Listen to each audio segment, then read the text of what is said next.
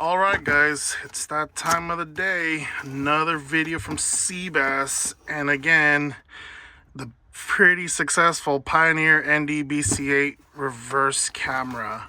Did I tell you how much I love this camera?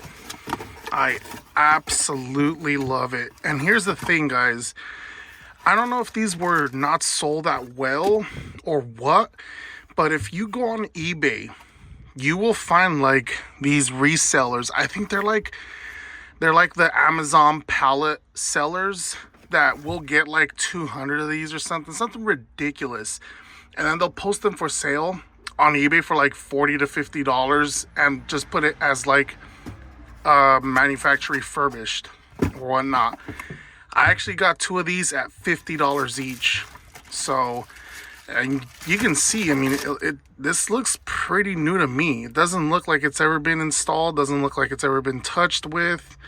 So I'm pretty happy. The first one worked. Let's hope this one works. Seems like it will. But anyways, in the box, you get the camera itself. Pretty cool. Camera itself. We get the hardware with the Allen key to adjust it. And then we get the actual harness itself. So let's go ahead and start installing it on the Corolla XRS. So first thing I actually did was remove the felt cover that goes right there. Basically it's just held on by Christmas tree clips. I guess that's what they call them. And I ended up using this tool right here from Harbor Freight. I got a whole set of them. Pretty easy to remove. Thank you, dog in the background, for barking uncontrollably. Just go like that and you'll get them all off. So then I had a, oh my god, that dog. So then I had a, so when so I went ahead.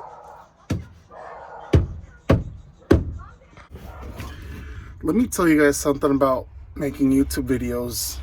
It's really impossible when you have like bullshit like that going on in the background, and it gets really annoying real quick. And it's what I gotta deal with on a daily basis because you don't have like your private area to work on. And I salute like everyone that does YouTube videos like this where they really don't have any privacy like this.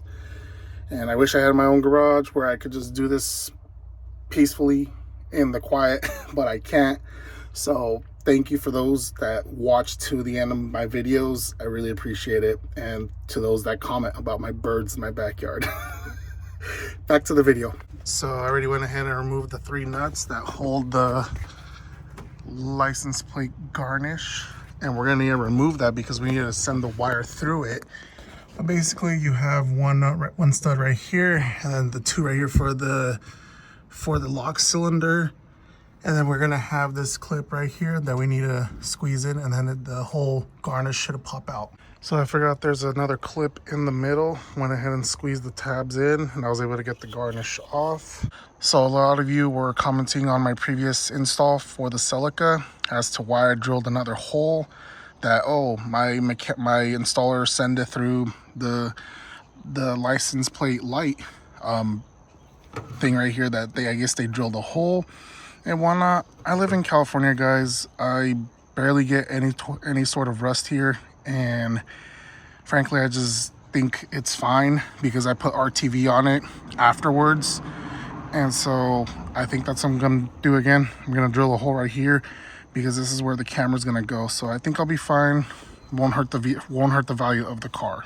So there you have it. I have the camera installed, and I already put back the 10mm nuts, all 3 of them. And as you can see, I put some Honda Bond on it. I don't know where the hell I left my Toyota Black RTV, but it's whatever. No one's gonna see that. So I'm gonna start zip tying the video camera wire all along here. We're gonna make it come out through here and basically just zip tie it all along here. Way easier compared to the Celica. Got it all zip tied. Now we're gonna cut the ends off. Zip tied it all the way to the bottom right here.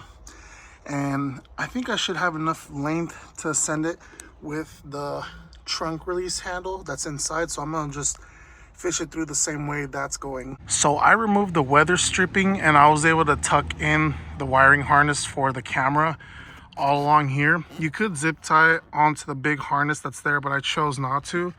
And I kind of just dragged it all along here.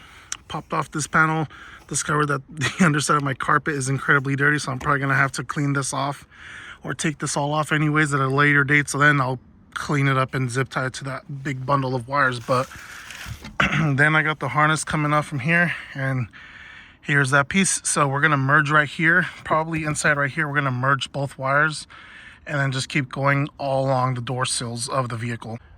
So we're gonna start untangling that bundle of wire, and the one you're gonna want to focus on is the one with the 3 colors, or the 3 wires with the white plug. We're gonna go ahead and plug this into our camera, which then it just keeps extending the wire to where it eventually breaks away into 3. And I will talk about these later. So right now, let's just connect our camera and keep running the wire all along the sills until we kind of get over here.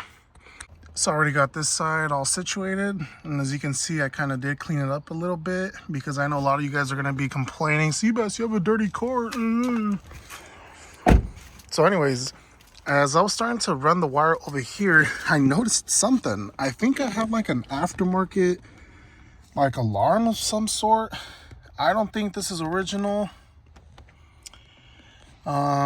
Yeah, so I forgot what this, oh, this wire's for the microphone. So I gotta find a better way to route this. But yeah, I'm gonna need to check to see how I'm gonna route that wire. But anyways, our main focus is gonna be over here. Looks like they already did the job for me. They ended up cutting the harness cover right here, and we're gonna be looking for our reverse trigger wire. So let's go to the trunk and see which color matches our reverse wire.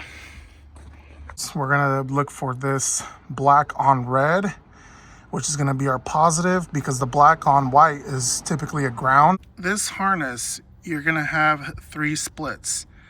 Let's see if I can focus. You're going to have 3 splits. So one of them is going to be this red inline fuse. This is going to go to your, not constant, but this is going to go to your accessory 12 volt. And this black one, it's going to go to any of your grounds. And then this is going to be your reverse camera input that goes behind the stereo. So let's go ahead and do that. From the back of the head unit, there's gonna be a purple wire, and I'll show you guys when I get there. There's gonna be a purple wire that we're gonna wanna send signal underneath the dash. Whenever you put into reverse, it's gonna send 12 volt to light up the reverse lights, and it's also gonna light up, it's also gonna tell the stereo, hey, I'm in reverse, trigger the reverse camera. So let's go ahead and do that. So we're basically going to look for this black and red wire. You're going to have 2 of them, one for left and one for right. And I already went ahead and tapped into that wire. So now we're going to zip tie it under the steering column, because this is going to be our trigger to the purple wire. I extended it with some of the red wire from the 12 volt inline fuse. And this is going to be my video in for the camera, the RC in. And I'm gonna go ahead and just zip tie it together, bundle it up somewhere, and kind of just tuck it away. So let me go ahead and do that. So this is the back of the head unit. We're gonna wanna plug in our backup camera right there, RC in, and then we're gonna wanna tap into this, the reverse gear signal input. We're gonna send that to our reverse light down there. So I got that harness right here with the inline fuse in the ground. I ended up tapping those into the cigarette lighter port because I already have an accessory on my, an extra accessory on my stereo harness, and I don't want to overload it with extra accessories on top of accessories. So I'm gonna put it in a different fuse, I guess, because the cigarette fuse and the stereo fuse, I believe, are 2 different fuses. So you don't want to overload them. And so, as I said, I tapped the 12 volts and ground into the cigarette lighter port that I converted to the USB and voltmeter. So it should be fine. I've done this before. I don't think it's going to be that much of an issue. And then, as I said, I routed the rear camera into the back of the head unit and kind of bundle up the wire right here with a zip tie once I situate everything. So for this head unit, let me turn off the AC for a bit. So for this head unit, the camera was actually disabled, so I went right here into the tools. I went to camera settings, and then I turned on the back camera input. Not right now. No. Jeez. So back camera input was off. I went ahead and turned it on. So then when we shift into reverse, there you go. It's pointing up because I still have the trunk open. So I'm gonna go close the trunk, adjust my camera, and we should be able to have a good signal. So awesome. So there you have it. That's how I'm gonna have it set up, because I like it when I can see like the very edge of the bumper. You can see the very bottom. That line is my bumper. So I know exactly how far back to go when I'm trying to park in a tight spot. So let's go look at the way it looks. There you have it. Pretty cool. Let me get that thumbnail. That thumbnail with the Corolla XRS logo right there. There you go. That's gonna be our thumbnail. All right, guys. Thank you guys for watching. Make sure to put everything back together.